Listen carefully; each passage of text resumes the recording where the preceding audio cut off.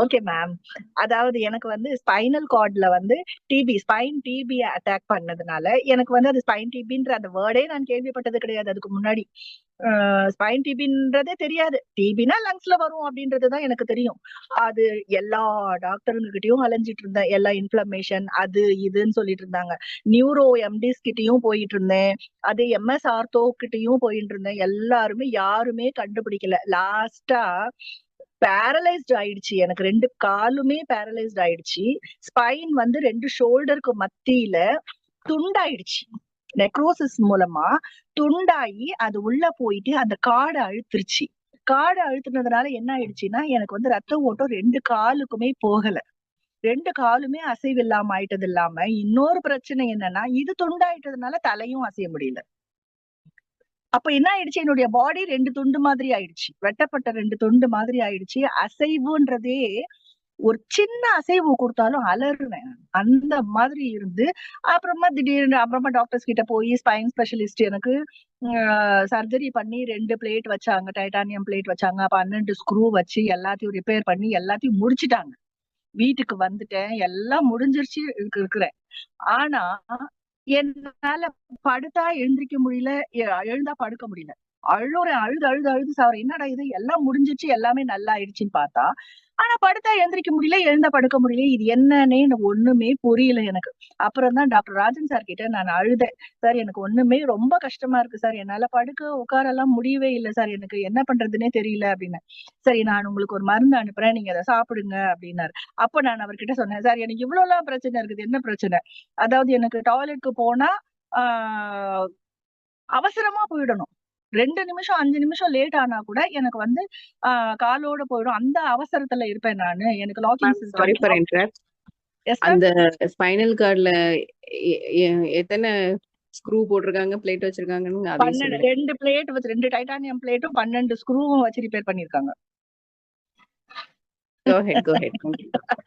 அப்புறம் என்னாச்சுன்னா, எனக்கு அந்த ஸ்டமக் ப்ராப்ளம் இருக்கு சார் எனக்கு. அதையும் எனக்கு சரி பண்ணணும் சார். அது கூட ஏதாவது ஒரு எனக்கு அப்ப எலக்சன் மிக்ஸ்னா என்னன்னே தெரியாது எனக்கு. சார் கிட்ட காமனா நான் கேட்டுட்டு இருக்கேன். இதெல்லாம் பிரச்சனை இருக்கு எனக்கு. வயித்துல இந்த மாதிரி பிரச்சனை இருக்கு. எனக்கு அதுக்கு தீர்வு வேணும். அடுத்து என்னன்னு கேட்டாரு அவரு. அப்ப நான் சொன்னேன், சார் எனக்கு தலையில வந்து சின்ன வயசுல இருந்தே எனக்கு தலையில பொடுகு வந்து நான் பார்க்காத டாக்டர்ஸ் கிடையாது, டெர்மட்டாலஜிஸ்ட் கிடையாது. கண்ட்ரோலே வராது சார் எனக்கு. அதுக்கு ஏதாவது மருந்து இருக்கான்னு கேட்டேன்.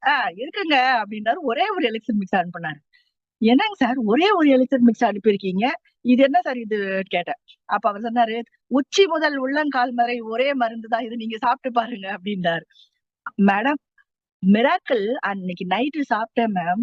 காலையில எழுந்தா ஒரே ஒரு முறை தான் டாய்லெட்க்கு போனேன். ஒரு நாளைக்கு எனக்கு 5 முறை 6 முறையாவது டாய்லெட்க்கு போவேன். அதனாலே வீட்டை விட்டு வெளியில போக மாட்டேன். இந்த பிரச்சனை எனக்கு தொடர்ந்து இருந்தது.